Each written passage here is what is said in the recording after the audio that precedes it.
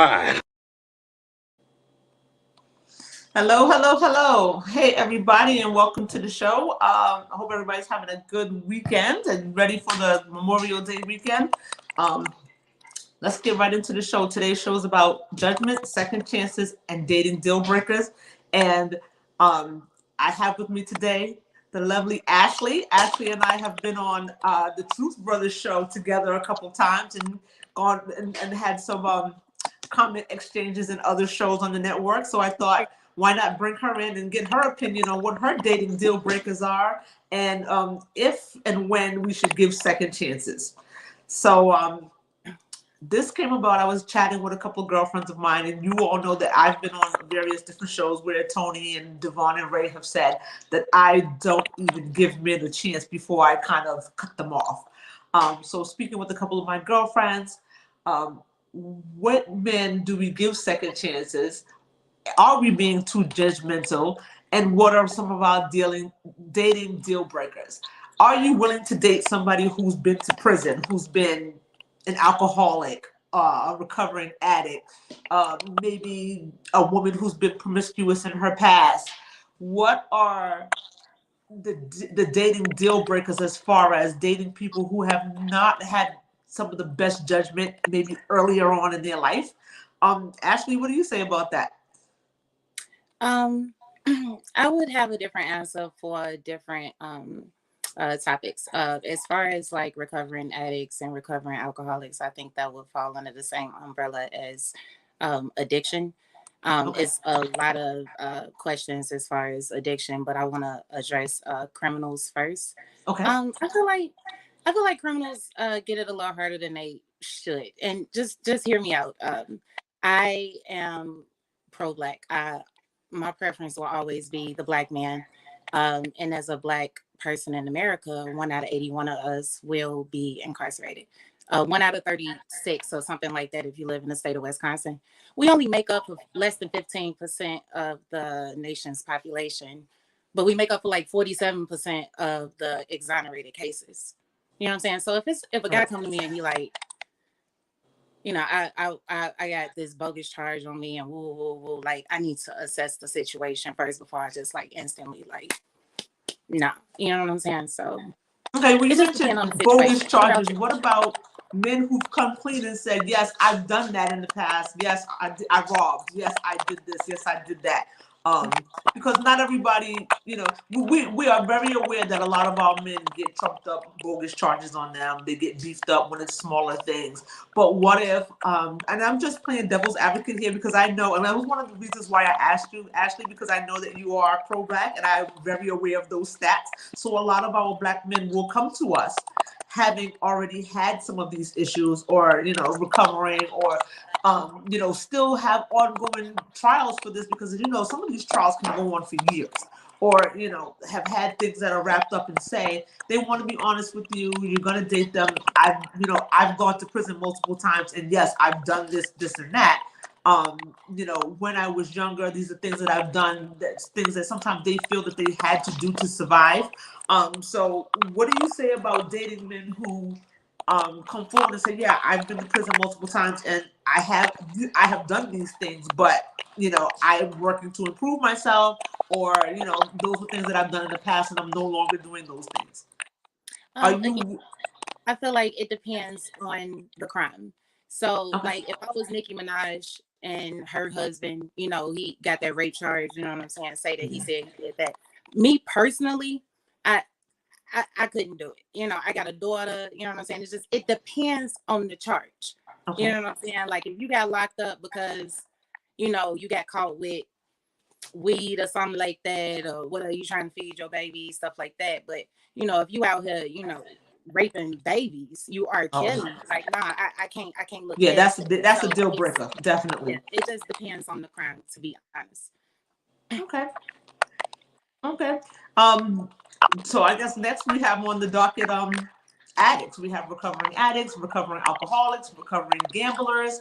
Are these people that you are willing to give a chance if you meet a young man or you know a beautiful black man and he comes to you and says, I had an addiction with cocaine in the past, or I had a gambling addiction, or I was an alcoholic.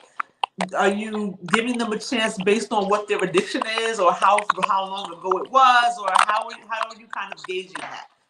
All of those things are factors, especially the fact of how long ago, because statistics will show you that within the first year of any addiction, 40 to 60% of people will fail within that first year. Although overall, eventually the rates are like 75%, but how many, relapses will you have to Relapse. go through before you get to eventually? So it's like it goes down to what the addiction is, because it could be something as simple as gambling or addicted to meth. So it depends on what the addiction is, and it depends on, is this person worth it? That's what it all boils down How to. do you determine if the person is worth it? If this is a person you just met, and they say, "Hey, Ashley, I've been digging you. I want to take you out on a date." And during the course of the date, the man says to you, "I want to be upfront and forthcoming with you. In the past, I've had an addiction to, let's say, cocaine. Um, maybe in the 90s or the early 20s or whatever. How do you gauge if this person is worth it?" Um, Me personally, I wouldn't want to. I've grew up with people seeing people struggle with addiction. Okay. So I wouldn't want to be the person on the receiving end of that struggle, because I've seen people stick by their husband's side or boyfriend's side or throughout Absolutely. through the addiction, and that's just a battle that I'm just really not wanting to go through. So at that point, you say thank you, but no thank you, It's Ashley. in the same sense, it's like Malcolm X. He used to be Detroit Red. He used to, do cocaine and all stuff like that. Malcolm X, as a wife, I will follow him anywhere, wherever he goes. Well, But as a wife, Detroit it's Red, different, right? And that's why I I kind wouldn't of follow that asked fuck from the boy anywhere. dating perspective, because I feel like when you're a wife, and I don't want to have this taken out of context, when things go bad, you're kind of locked in. You don't just like at the first sign, like, oh, bam, I'm out of here. So a lot of wives, feel like they're locked in. And, I married this guy for better or for worse. And a lot of them will go down the road and try to stick by with them. And they stick it out until, 10, 15 years. And we also have these women who say no thank you and they're gone in a minute. So, but I think that when we talk about girlfriend versus wives, it's a little different, because it's easier, especially when we're talking about people that you have just started dating, somebody that you just started seeing, or it might be the first or second or third date, and the guy says to you, "Hey, listen, I want to be honest with you now, so because I'm not sure what state you live in. I'm currently living in Boston. It's a small place. People think it's big before somebody says, "Oh, you messing with her? She used to be, she used to go with my cousin," or "You messing with him? He used to be an addict." So I feel like when people come to you and say these things, like, let me tell you right off the bat, I want to be forthcoming with you. I want you to hear it from me. When do you, gauge, say, okay, this is not worth it. Thank you, but no thank you. And like you said, Malcolm X, and he was a great. There are a lot of people who, I mean, Samuel L. Jackson was addicted. Look at Robert Downey Jr. He was addicted to many different drugs. So I know that it's not, you don't just write somebody off. And really quickly, I have a story, and here's why I asked about the addiction. So my same girlfriend and I, we were supposed to meet at a bar. And she goes, "Meet me there. I'll be there in a half hour." So I get to the bar, and a gentleman sits next to me. Nice looking man. We start having some drinks. Of course, my girlfriend, you know how we are. We're not dressed in 30 minutes. An hour goes by. She's still out of the bar. The guy's, now has bought me a drink. Nice looking guy. And he starts to tell me how he used to be a model. And I'm saying to myself in my head, yeah, he's cute, but he ain't that damn cute. So he pulls out his phone and he starts showing me these pictures. And then he says to me, "When I was modeling, I got addicted to drugs, and it caused me to lose a lot of my contracts and so on and so forth." And my girlfriend comes in. I'm just shorten this up. She comes in. We talk, and she and I go separate ways. The guy gives me the number, and a couple of days later, she says, "Do you ever call that guy?" And I said, "No, it's just his guy." I said, "Well, he used to be on drugs." And she was like, "So you're not going to call him?" I said, "No." I said, "Because I can't." And much like I grew up in New York when crack hit the scene. So I was there for it all. I remember it, it was something to see. And I was like, And I'm going to be very honest with you. I know now that I'm very judgmental, and my mother was very judgmental, and it was kind of a learned process. And I was like, no, I can remember my mother in the back of my head always saying, once a drug addict, always a drug addict. Once a cheater, always a cheater. And I was like, no, I don't want to have, like, I was like, I threw it in the trash before I even left the bar. And she was like, wow, you didn't even give the man a chance. I was like, no, that's it. Case closed. Now that I'm a little older, this happened about 15 years ago. We are running into a lot more people at our age in our dating pool who have had issues, who have, been divorced, battled alcoholism, battled gambling. We're not, fresh out the gate anymore where we haven't had a chance to make a lot of these mistakes. So there are a lot of men on the dating scene and women alike who, who've had not so squeaky clean past. So does that mean that we deem them undateable? Do we say, oh, thank you, but no thank you? Do we give people the benefit of the doubt and say, okay, this person has changed their life around, and not just cut them off for things that they've done in the past? I'm getting a lot of static every time you talk, but I am I'm reading not the chat. sure why that is. I could hear like keyboard typing or something. It's like it's real bad, but I am reading the captions, keeping up with the things that you are saying. It's certain. I think that not only with the older that we get, the more experience that we have, or things that we go through that we had no control over, whatever, that makes us a little bit more accepting to other people's problems. Or I don't know if it's because we get older and a little bit more desperate, or whatever it is. But it just depends on the situation for me. So say like you said, somebody had like a CD pass or something like that, as far as like overly sexual. Say my guy was the new guy went on a date with or whatever, he was a porn star. You know what I'm saying? I'm gonna look him up, Cee Cee. Okay. Okay. And what I'm saying is I don't know if I'll be able to do that, because you're not about to ruin the whole porn category for me. More than likely it's gonna be BBC. You know what I'm saying? Because why else would I be able to date? But what I'm saying is I'm not gonna let you ruin the whole porn category for me, because every time I go to BBC now, I'm gonna see you, banging some other chick or whatever. You know what I'm saying? You can't just leave my category alone. What am I gonna have left? Like little itty bitty ones? Like, right. And now we're not together no more. I got to see you too. No. Without you, but I don't know if I could build something solid. You know what I'm saying? With a conscious mind, like that. You know what I'm saying? But as far as like cheaters, like you said, once a cheater, always a cheater. I remember reading that because I could barely hear you. It just depends. If you used to cheat and you learn from your mistakes or whatever like that, and you literally change the whole way you don't move funny on, you ain't got bitches popping up left and right. I'm sorry, can I cut this daytime? You ain't got females popping up left and right. You know what I'm saying? You ain't had divorces or nothing over it, and you just cool, and you seem to be regular.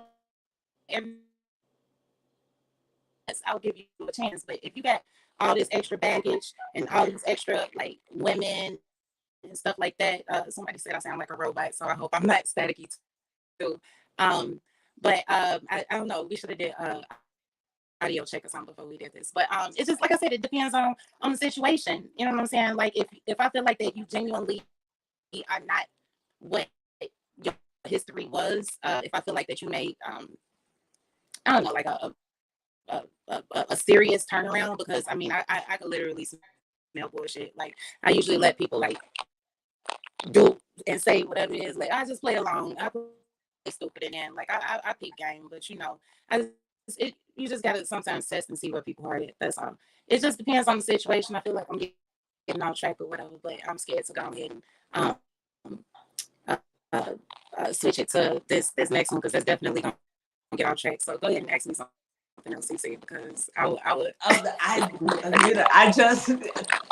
I was surprised because I thought, Ashley, I really thought you were going to be like, nope, nope, nope, nope, nope, nope, nope. But it's interesting that you take the time to kind of like mull that over in your head and kind of weigh the situation and see how far the person has come. Because one of my girlfriends was like, no, right off the bat, as soon as you say that, he's done. And I was like, see, That was my attitude. And then people always say to me, you don't even give anybody a chance. You're so judgmental. So I was like, I need to hear from other people so that because I already know what my stance is. But I'm like, maybe I'm wrong. Maybe other people are like, because I'm sure that I know for a fact that I've done things in my past that people are like, whoa, wait a minute. And one day I might meet a man and I might want to marry him. Oh, you need to hold on because she did this, and that. And I think now I'm like, okay, well, maybe I should, because I wouldn't want anybody to do that to me. Like, okay, well, maybe I don't want to do that anymore. Maybe I want to be somebody's old lady and sit here and make cookies and draw and shit. I don't know. So, it's interesting to me. And I just was looking through the list of people, like we have a number of, everybody knows somebody in their personal life who's gone through something and they came out the other side and they're better. And you never want to be judged forever based on one thing that you've done. I could have done something when I was 16 or 17. I don't want to oh, well, she stole something out the store when she was 12. That doesn't mean I'm going to come to your house and put shit in my purse every time I come to your house. I just, because I often hear a lot of men, and I wish maybe I should have invited Devon too, because we've had this conversation, oh, well, she's been with a lot of dudes, so I don't want to be with her. Okay, or she's got, I've heard of guys say, well, if she got more than 1 or 2 kids, I can't deal with her. But they got 5 and 6, or 7 or 8 or 9 or 10. So I was just kind of trying to gauge, like, what is the cutoff? And we hear a lot of people saying that the dating pool is really small, but is it small because it's small, or is it small because we're over judgmental towards what people have done in the past?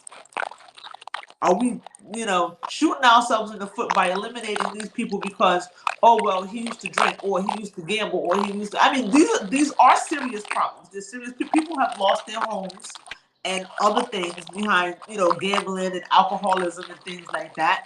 But also at the same time, when people turn around and make a recovery, do we now hold them to, that's their label? You're a thief. You're an alcoholic. You're a drug addict. You're a whore for the rest of your life. So I was just interested to see how many people were going to say, well, yeah, I would give this person a chance because if they, did coke in the 80s or the 90s or whatever it was, and they're not doing it anymore, and he's an upright guy and he works every day, I would, give him a chance to start dating him. I don't know what that noise is. Yeah, I think everybody did coke in the 70s. I think it was just like maybe. See, I wasn't born till 77, so I don't know about that. Yeah.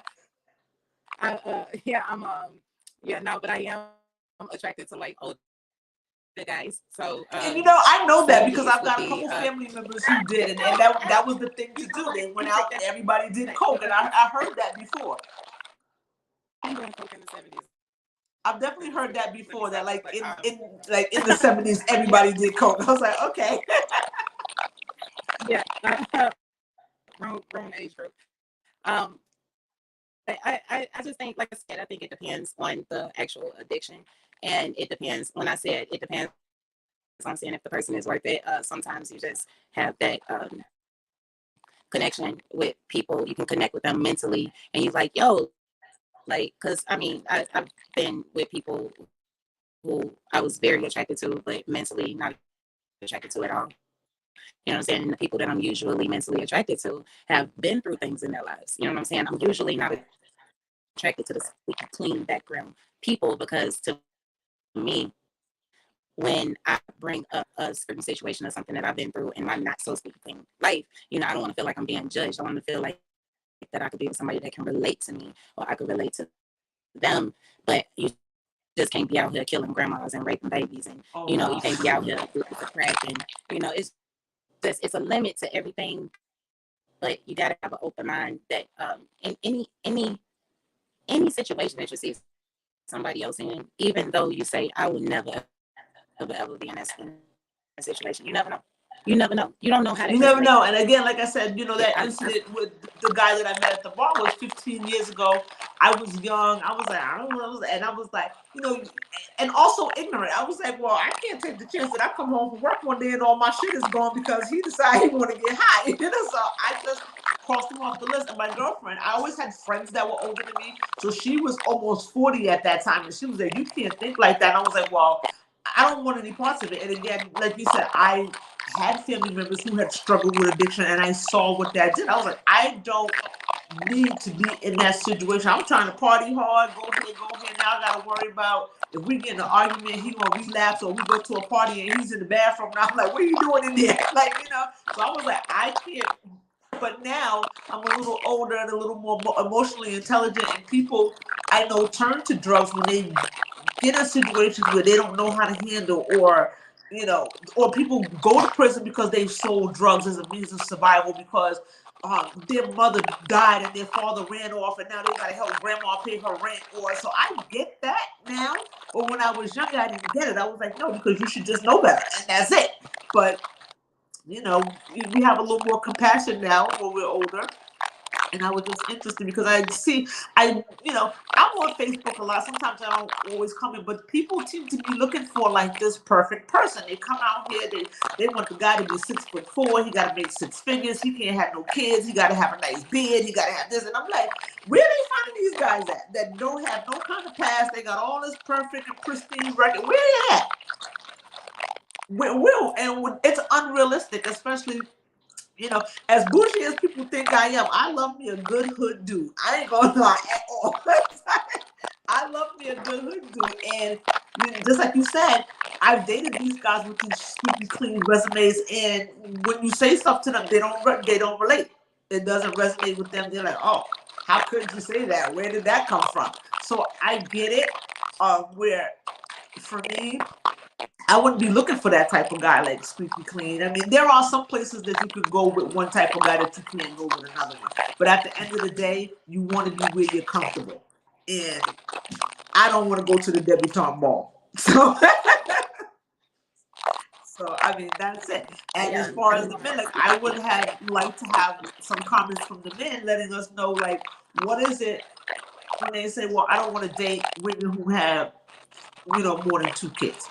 Because it's been my experience from my girlfriends that I know, these women who have 3, 4, 5 kids, yes, they may have made bad judgment in the past. Maybe they were promiscuous, but those women are some of the most together women. They got their life insurance, they got all their stuff together, they got their shit together way more than somebody who wants to have a hot girl summer.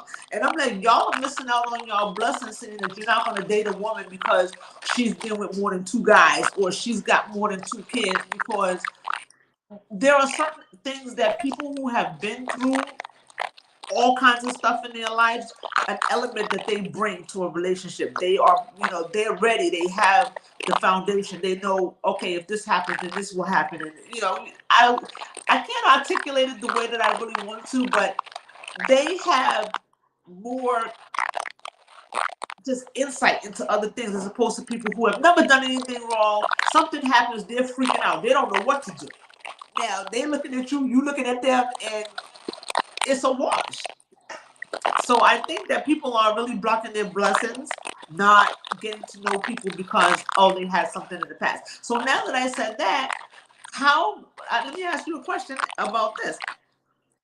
When people have had these kind of issues and items going on in their life, how soon do you think they should bring that to the table when they're dating? Should they tell you right away? Should it be 6 months? Should it be a year in? And they go, surprise, I was an alcoholic. How soon do you think people should introduce that into the, you know, conversation when they're dating or prospective dating partners? Me, I'm pretty straightforward and honest with complete strangers. You know what I'm saying? So the whole I'm gonna conceal this secret until I feel like this person is attached enough to where they don't like just dash out. I feel like that's just kind of greasy and a little bit to me.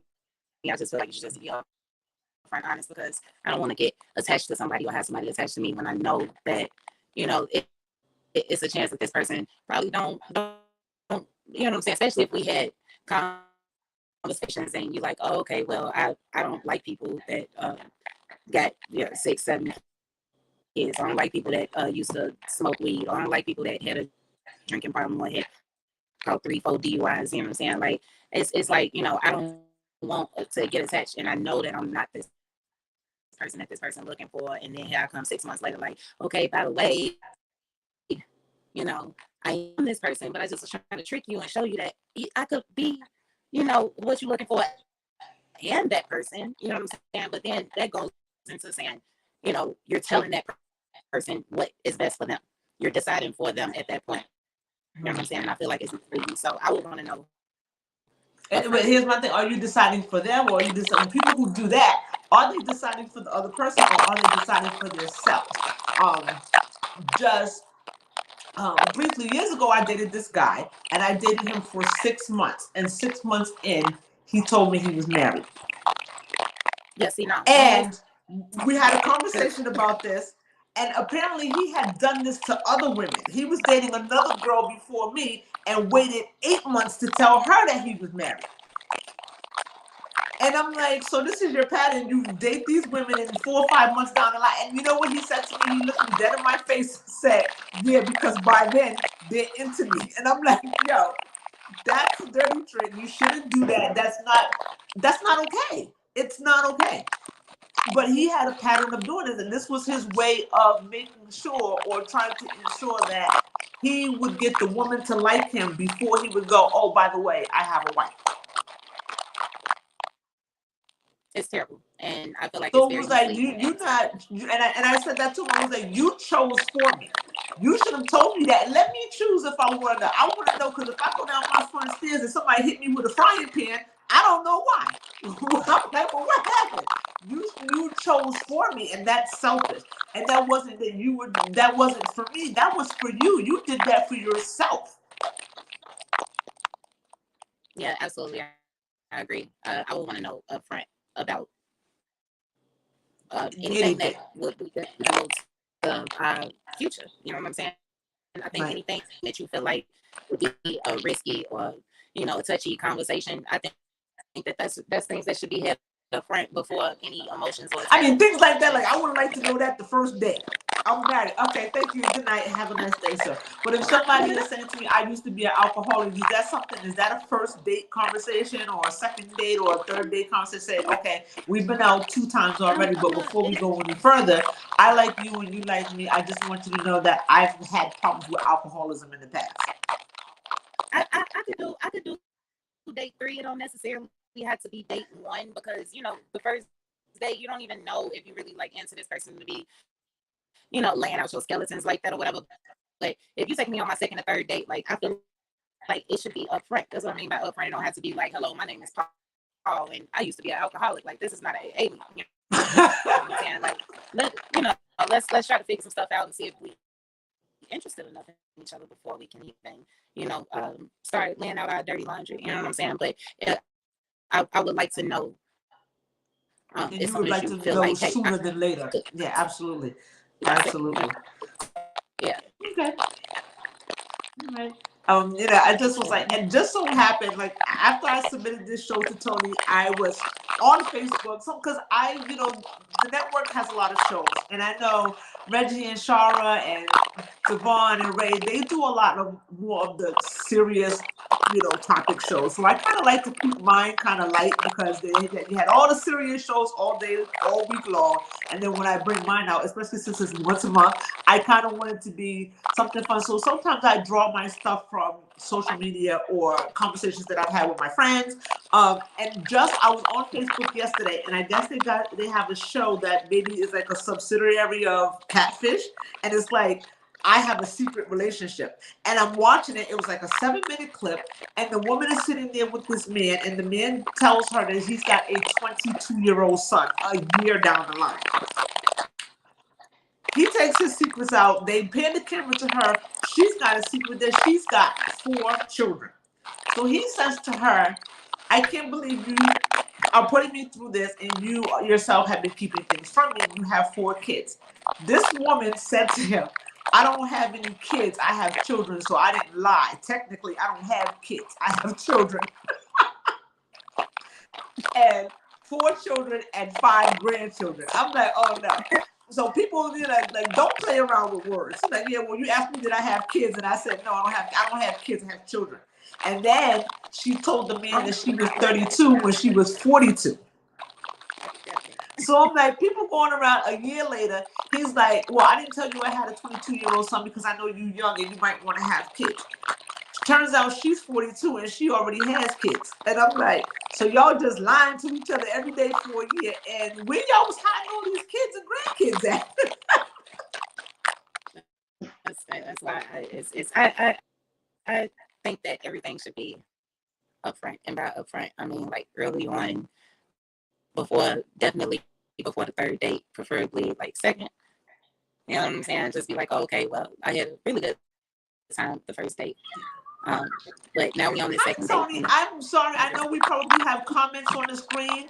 I am moving, as you guys can see. I'm in a different location than I've been in the past. I don't have my computer set up, so I'm working this from my iPhone. I can't see any comments, so I apologize to anybody whose comments I missed. And that's okay. That's okay.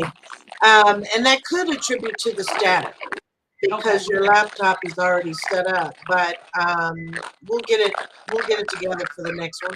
Don't worry. Absolutely. We'll get it for the next one. I'm going to try and make this quick and close you out because I've got Queen Princess over here who's pitching a fit. So anyway, great conversation. I enjoyed it. It was static. I definitely enjoyed it. I definitely enjoyed Ashley. Ashley, I would love to have you back again on some other subjects when we can. I will reach out to you. I think that she brings, Ashley brings a lot. She brings her experience and she brings her stats with her. So I love having Ashley. Ashley, thank you so much. I reached out to her yesterday at the last minute and tried to hey, will you do the show? And she was very diligent. She's like, what's it going to be about? What are we going to talk about? What's this? What's this? And I was like, okay. I was like, I kind of bit off more than I could chew because, like I said, I've only been on a little couple segments with Ashley, with other, and I don't really know a lot about her. But she did her due diligence, and I was like, oh, she's giving me a hard time. But in a good way, because she wasn't just like, oh, yeah, you want me to be on the show? I'll go on and act up. She was making sure that I had my I's dotted and T's crossed before she agreed to do my show. So, Ashley, I thank you so much. I'm so grateful that you were able to, just take me on at the last minute and then bring all of your expertise. And she had her stats ready. She was ready to go like she knew about this show a week ago.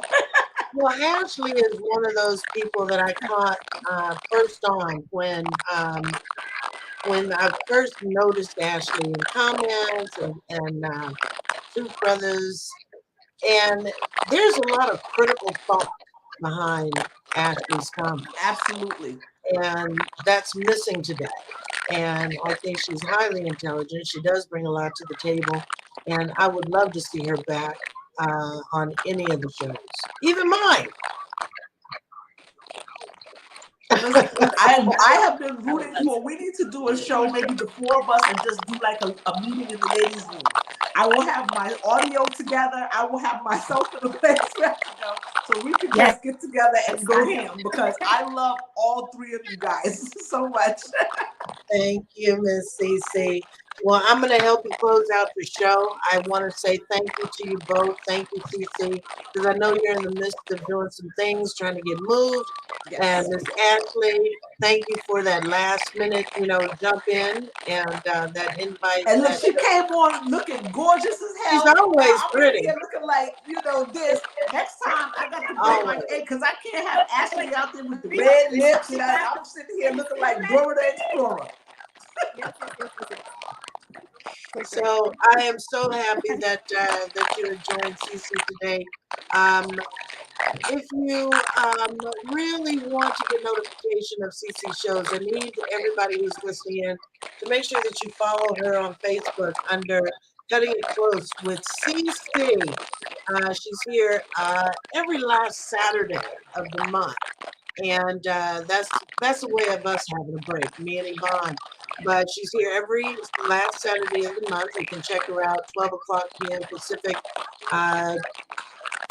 2 o'clock Central, and 3 o'clock on the East Coast. The times is just crazy for me. So make sure that you follow Cee Cee right here on Cutting It Close. Oh, we lost Ashley. Make sure that you check out Cee Cee right here under the Hot Topics Talk Radio Network here on Facebook. Next week, we will not be airing Urban Sentinel or Real World News TV. They are on hiatus until September. But at the end of the week, you can catch Truth Brothers TV with Devon Patrick and Ray Gage. The show always starts for them at 7 o'clock p.m. Pacific, 9 Central, 10 o'clock on the East Coast. And then I will be back with Yvonne Baker on Saturday. So I'm hoping that you guys enjoy the rest of your weekend, especially being a Memorial Day holiday. Please be safe. Please try not to drink and drive. Make sure that you have a designated driver and all that good stuff. You know, we want to see you back here. And use Uber and Lyft if you have to. And you see your friends out there, take their keys and send them an Uber or Lyft, because we cannot have that. That part right there. So thank you, Miss Cee Cee. You've done a bang-up job as always. Thank you too, Tony. Love you so much. You keep me together. You the glue. I don't know how I do it, because I don't know. Somebody needs to be my glue, you know. And again, thank you so much to Ashley, who we lost our visual on her. Beautiful, very intelligent, very beautiful young lady. Ashley, thank you again for accepting my invite to the show. I will definitely try to reach out to her for more shows. And maybe, you know, instead of it being my idea, Ashley, reach out to me and tell me what you want to talk about, and we'll let you lead, and we'll, you know, see what we can make of it, because I think that she's definitely an asset to anybody's show whenever she's on. So I think you're right. I think you're right. Well, Miss Cee Cee, lovely as always. Lovely. I love you, girl. Enjoy the rest of your week. Oh, you do the same. And be safe. You too. Bye, everybody. Have a great day. Oh, I gotta get out of here. I gotta do the outro. First, I gotta take the banners down. I tell you, I can't do two things at once, Miss Cee Cee. Hey, listen, I was trying to get that laptop together. I was like, I'm gonna have to do this song. I was like, you only get one show a month. Don't muck it up. You were great. And then I was like, I was supposed to go to North Carolina yesterday. I was like, even if I have to do it, I was like, because I committed. So when I said yes, I don't want to be, you know, taking too many days off and all that. So, and you guys have been really great, like moving things around for me. While I have been trying to move my stuff into this apartment for a month. So my driver's license is mucked up. I can't rent the truck. I'm on everybody else's time. My sister's driver's license expired on her birthday, which was last Sunday. She can't get an appointment till next week. So I got my brother coming in. He lived 4 towns away to come get me a U-Haul truck to bring my stuff over here. Oh my gosh! I've been living at 2 different apartments for since April. It's ridiculous. Oh my God. Yeah, so I got him coming over at 4. So I was like, well, I got something to do till 4 o'clock after 4. So he's going to show up here. We're going to go. Because I was like, I got to do this show. Even if I had to do the show in a U-Haul truck, I was going to do it. Girl, I've done it. I've done it. I've done it. Listen, we do what we gotta do, and when I say yes to things, I mean yes, you know. So I don't want she said yes, and then every other month she got this going on and got that going on. So I just wish my laptop was working, because I thought that this was going to be a real interesting show. I would have liked to have more comments and see what people said. Right. And, we'll get to it. Along the thought of, I'm trying to have this show to build up to something. So there's some stuff coming ahead. So nice. So between you and I have started dating a guy. Oh God, no, we're still live. You know that, right? Are we? Don't do that to me. Take it out. Don't tell the story yet. I will talk about it later. No, exactly. Don't tell it yet. No, I will not tell it yet. But I'm trying to have these shows kind of build up to something. So be on the lookout, and maybe I can get him to show his face on one of these shows. We'll see. All right, girl. Have a good rest of your weekend. Thank you, everybody, for tuning in. We'll see you next week. All right, darling. Great. See? Talking myself into